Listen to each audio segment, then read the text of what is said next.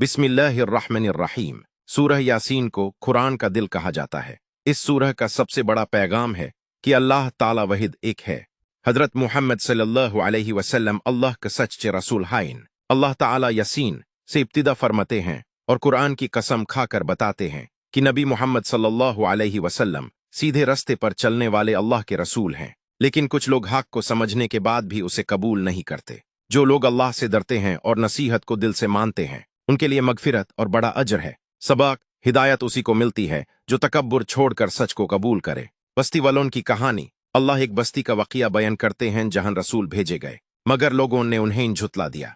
फिर तीसरा रसूल भेजा गया, लेकिन फिर भी लोग नहीं माने। इसी दौरान एक नेक आदमी शहर के दूसरे किनारे से दौड़ता हुआ आया और बोला, रसूल उनकी बात मान लो, वो तुमसे कोई बदला या पैसा नहीं मांगते। लेकिन कौम ने उसकी बात न मानी और उसे शहीद कर दिया। अल्लाह ने उससे जन्नत की खुशखबरी दी। वो चाहता था कि उसकी कौम जान लेती कि अल्लाह ने उसको कितनी इज्जत और मगफिरत दी। सबक हक का साथ देना मुश्किल हो सकता है, लेकिन अल्लाह के नज़दीक उसका अजर बहुत बड़ा है। अल्लाह की कुदरत की निशानियां। अल्लाह अपनी कुदरत की कई निशानियां बताते हैं। मुर्दा जमीन को बारिश से जिंदा कर देना, खजूर और अंगूर के बग उगाना, दिन और रात का बदलना, सूरज और चांद का अपने मुकर्रर नियम पर चलना, समुंदर में कश्तियों का चलना, ये सब इस बात की दलील हैं कि पूरी कायनात सिर्फ अल्लाह के हुक्म से चल रही है। सबक जो इंसान गौर व फिक्र करता है, उसे हर तरफ अल्लाह की कुदरत नजर आती है। क़यामत और आखिरत। एक दिन सूर फूंका जाएगा और तमाम इंसान अपनी कब्रों से उठ खड़े होंगे। उस दिन हर शख्स को उसके आमाल का पूरा हिसाब दिया जाएगा। नेक लोगों के लिए जन्नत होगी, गुनाहगारों के लिए जहन्नम होगी। उस दिन न किसी पर जुल्म होगा और न ही किसी का हक मारा जाएगा। सबक दुनिया की जिंदगी चंद दिन की है, असल जिंदगी आखिरत की है।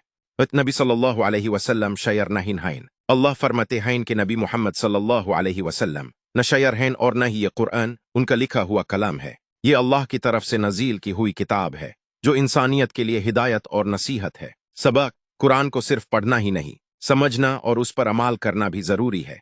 अल्लाह की नेमतें। अल्लाह याद दिलाते हैं कि उन्होंने इंसान के लिए जानवर पैदा किए जिनसे दूध, गोश्त, सवारी और दूसरे फायदे मिलते हैं। इतनी नेमतों के बावजूद कुछ लोग अल्लाह को छोड़कर दूसरों की इबादत करते हैं। अल्लाह फरमाते हैं कि नबी मोहम्मद सल्लल्लाहु अलैहि वसल्लम न शायर हैं और न ही ये कुरान उनका लिखा हुआ कलाम है। ये अल्लाह की तरफ से नजील की हुई किताब है जो इंसानियत के लिए हिदायत और नसीहत है। सबक कुरान को सिर्फ पढ़ना ही नहीं, समझना और उस पर अमल करना भी जरूरी है। अल्लाह की नेमतें। अल्लाह याद दिलाते हैं कि उन्होंने इंसान के लिए जानवर पैदा किए जिनसे दूध, गोश्त, सवारी और दूसरे फायदे मिलते हैं। इतनी नेमतों के बावजूद कुछ लोग अल्लाह को छोड़कर दूसरों की इबादत करते हैं। सबक हर नेमत का असली शुक्र सिर्फ अल्लाह का अदा करना चाहिए।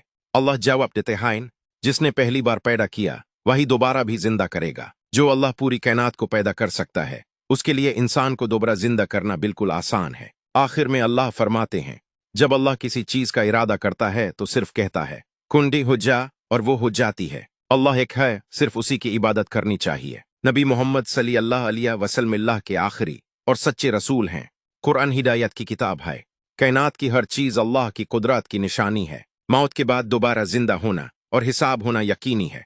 नेक लोग जन्नत में जाएंगे और गुनाहगर अपने आमाल का नतीजा पाएंगे। अल्लाह हर चीज पर कदीर है। दुआ अल्लाह ताला हमें सूरह यासीन को समझने, उस पर अमाल करने और कुरान की हिदायत के मुताबिक अपनी जिंदगी गुजरने की तौफीक अता फरमाए। आमीन।